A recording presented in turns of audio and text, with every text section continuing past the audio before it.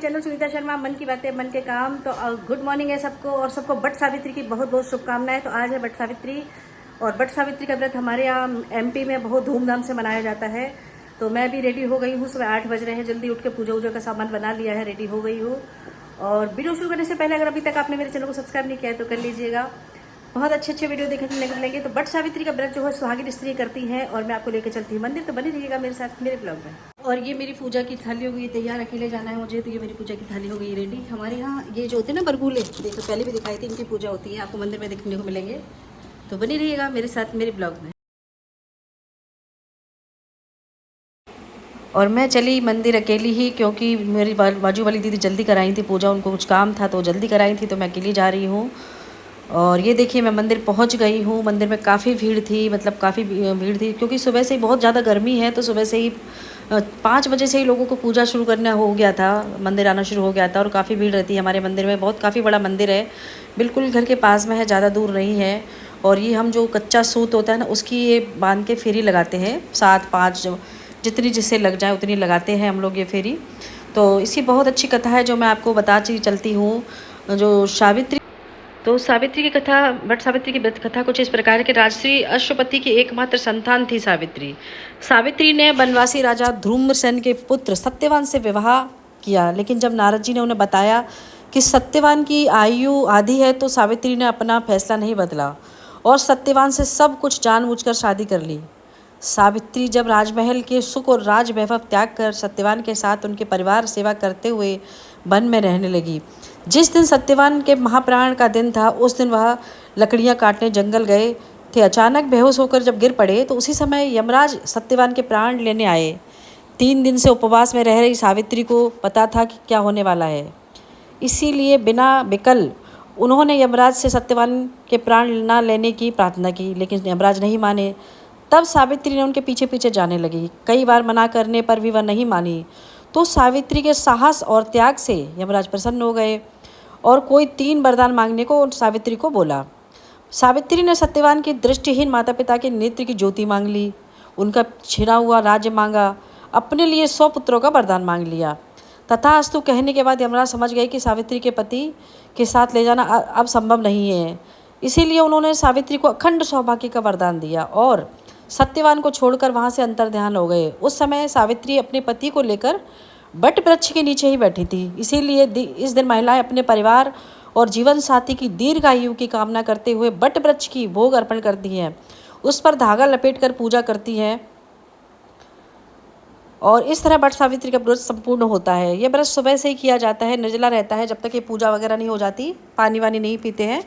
उसके पूजा के बाद हमारे यहाँ तो खाना वाना खा लेते हैं। पूजा वूजा करने के बाद, पूजा जितने बजे भी आप पूजा से फ्री हो जाए, उसके बाद हम लोग खाना वाना खा लेते हैं। अपने पति के पैर छू के, सास ससुर के पैर छू के और सुहाग का सामान दे के हम लोग पैर छू लेके अपना खाना वाना खा लेते हैं। तो सभी जो होता है बड़ा अच्छा लगता है ये बट सावित्री के व्रत हो। और हमारे यहाँ कोई भी व्रत पूजा बहुत तरीके से, संपन्न तरीके से मनाई जाती है सुहाग करते हुए। और जो न्यू मैरिड होते हैं ना, वो हमारे यहाँ जोड़े से रह जाते, मतलब व्रत पूजा करते हैं। हस्बैंड व्रत तो नहीं रहते, लेकिन मंदिर पहली बार जोड़ा से पूजा करने मंदिर जाते हैं। जो छोटे छोटे बरगुला होते हैं वो बहुत सारे बनाए जाते हैं, बिलगुआ लगाया जाता है, ढोलक के साथ गाँव की औरतों को बुलाया जाता है और उनके साथ लेकर ही मंदिर जाया जाता है। काफ़ी भीड़ होती है, बड़ा अच्छा लगता है ये व्रत। तो कोई भी व्रत तरीके से सांस्कृतिक प्रोग्राम हमारे यहाँ संस्कृति से जुड़े जो भी प्रोग्राम है करे जाए तो बड़ा अच्छा लगता है। और जब सब साथ मिलके करें तो और अच्छा लगता है। लेकिन हमारे यहाँ, मैं जब नोएडा में रहती हूँ तो ज़्यादा वहाँ पर कोई नहीं रहता है, लेकिन फिर भी वहाँ जो है एमपी, बिहार और यूपी से, एक राजस्थान से, वो कुछ लोग रहते हैं, ज़्यादा नहीं रहते वहाँ पे।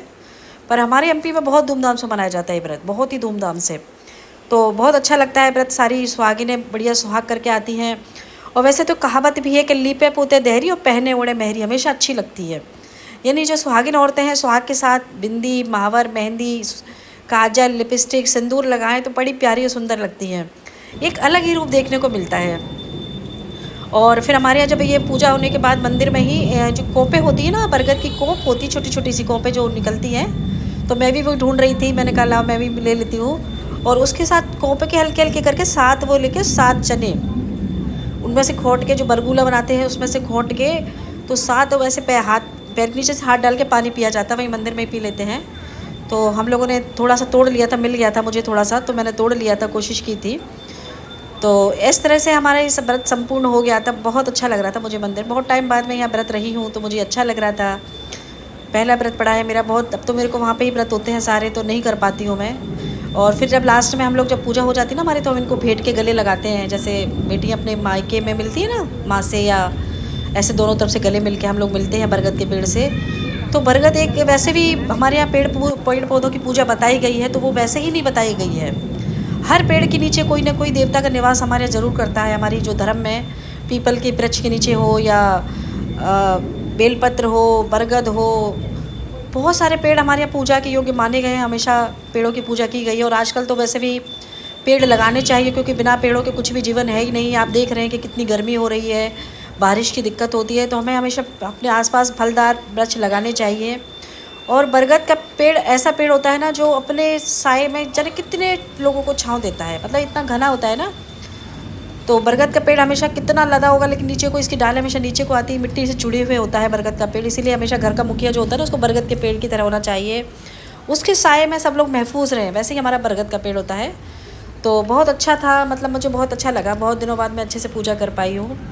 और पूजा में आपने एक चीज़ नोटिस करना, आप कुछ भी पहन लो, लेकिन पूजा में जो लाल, पीली और ग्रीन ये साड़ियाँ बहुत सुंदर लगती हैं। बाकी तो आप कुछ भी पहन लो, लेकिन ये जो कलर है ना पूजा के, लाल, पीले और ग्रीन, ये बहुत सुंदर लगते हैं। जो हमारा मंदिर है ये बहुत बड़ा मंदिर है, काफ़ी बन गया है। इसमें कीर्तन वगैरह होते रहते हैं एकादशी को। और सभी देवी देवताओं का मंदिर है, देखिए सभी देवी देवताओं का मंदिर है। मैंने इसका पूरा वीडियो डाला हुआ है, अगर आपने नहीं देखा तो देख लीजिएगा। तो काफ़ी अच्छा मंदिर बन गया है, छाँव हो गई है, और काफ़ी बन भी रहा है मंदिर अभी। और सारे पेड़ सारे पूजा के पेड़ हैं यहाँ पर। माता रानी है, शीतला माता है, ये हनुमान जी हैं। और ये देखिए हमारे यहाँ महावर लगता है, तो बिना महावर के हमारे कोई भी पूजा नहीं होती है पूरी। ये देखिए महावर लगा रही हैं, सास बहू सास को लगाती है, या ननद भाभी को लगा देती है। तो हमारे यहाँ बिना महावर के कोई भी पूजा संपन्न नहीं होती। मेरी पूजा हो चुकी है, लगभग मेरी पूजा हो गई है। और ये था हमारा यहाँ का वट सावित्री का। हमारे एमपी में बहुत धूमधाम से मनाया जाता है वट सावित्री का व्रत। बाकी जगह नोएडा में देखा होगा आपने, इतनी भीड़ कभी नहीं मिलती है। मैं अकेली पूजा करती हूँ, तो यहाँ पर काफ़ी भीड़ है। गर्मी है, सुबह से ही भीड़ है काफ़ी, तो बहुत ज़्यादा भीड़ होने की वजह से अब तो काफ़ी ठंडा हो गया है। तो ये था हमारा एमपी का वट सावित्री का व्रत। कैसा लगा कमेंट करके ज़रूर बताइए।